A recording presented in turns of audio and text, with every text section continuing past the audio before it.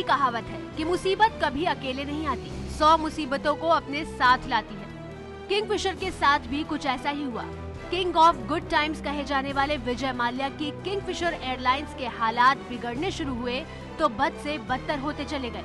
Kingfisher पर एक के बाद एक मुसीबत टूट रही थी। विजय माल्या भी मुश्किलों में घिरते चले गए। माल्या पर मनमानी के आरोप लगने शुरू हो गए। बिगड़ते हालातों के बीच एयरलाइंस के कर्मचारी की पत्नी ने आर्थिक तंगी के चलते खुदकुशी कर ली। कर्मचारी को पिछले कई महीनों से वेतन नहीं मिल रहा था। इस घटना के लिए कर्मचारियों ने माल्या को जिम्मेदार माना। कर्मचारी विरोध पर उतारू रहे। कर्मचारी विरोध पर उतारू रहे और पायलट भी विमान उड़ाने के लिए राजी नहीं हुए। प्रबंधन ने घाटे का हवाला देकर वेतन नहीं दिया। उसके बाद जल्द वेतन देने की बात कही, लेकिन कर्मचारियों को मना नहीं पाया और इसके बाद दोनों के बीच बातचीत बिना किसी नतीजे के खत्म हो गई और इसके बाद कर्मचारियों और पायलट्स के तेवर लगातार तीखे होते चले गए। किंगफिशर फिलहाल जमीन पर खड़ी है। आर्थिक संकट के चलते कंपनी के विमान 1 अक्टूबर से एयरपोर्ट पर खड़े हुए हैं। इस बीच किंगफिशर पर एक और मुसीबत टूटी है।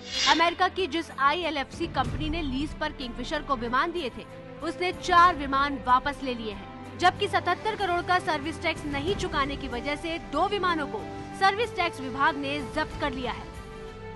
All these things, whatever is happening, who is talking to him is not the issue. Unless DGCA is satisfied that Kingfisher has the financial as well as, the safety problems taken care of, they will not be allowed to fly. That's the main issue and it stays where it was. अब सवाल यह है कि शान और शौकत के साथ शुरू हुई किंगफिशर एयरलाइंस को ये दिन क्यों देखने पड़ रहे हैं।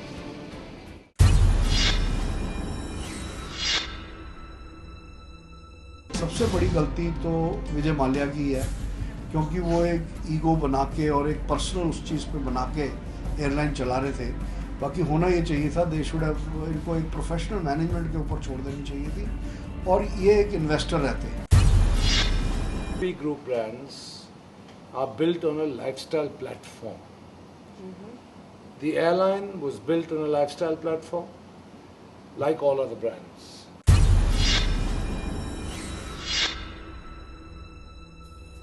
अंग्रेजी अखबार मुंबई मिरर के मुताबिक किंगफिशर पर तेल कंपनियों का करीब 890 करोड़ रुपए बकाया है। तेल कंपनियां किंगफिशर को भुगतान के लिए वक्त देती रही, लेकिन किंगफिशर के विमान भुगतान किए बगैर उड़ान भरते रहे, जिसके बाद BPCL और HPCL ने सख्त रवैया अख्तियार कर लिया और किंगफिशर को तेल देना बंद कर दिया।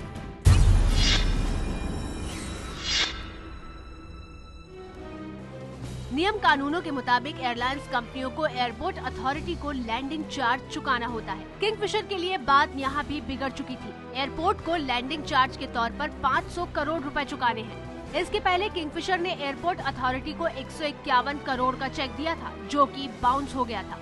जिस तरह से उन्होंने एक्सपेंशन करा, एयर डेक्कन का मर्जर करा, मल्टीपल बैंडविड्थ में उन्होंने ऑपरेट करा, लो फेयर मार्केट में गए, हाई बैंड मार्केट में गए, उससे कहीं ना कहीं यात्रियों में कन्फ्यूज़न हुआ। फिर उनका कैश फ्लो जो था वो ख़त्म हो गया। तो जाहिर है इसको आप प्रबंधन की ही जिम्मेदारी मानते हैं। अब जब तक आप जिस स्थिति में किंगफिशर आज है, जब तक उसमें कम से कम 5-6 हज़ार करोड़ रुपए का एकदम फंड नहीं डालेंगे, तब तक किंगफिशर को उस हालत से शुरुआत करना बहुत मुश्किल काम है। किंगफिशर एयरलाइंस का गठन किया गया था 2003 में। 2005 में 4 विमानों के साथ किंगफिशर ने दिल्ली से मुंबई के लिए अपनी विमान सेवा शुरू की। उस वक्त माल्या गुड लिविंग के संदेश के साथ किंगफिशर को लेकर आए थे। माल्या की किंगफिशर एयरलाइंस ने तेज रफ्तार से आसमान में उड़ानें तो काफी ऊंची भरी, लेकिन किंगफिशर इतनी ही तेज रफ्तार से जमीन पर आ जाएगी, ये शायद किसी ने नहीं सोचा था।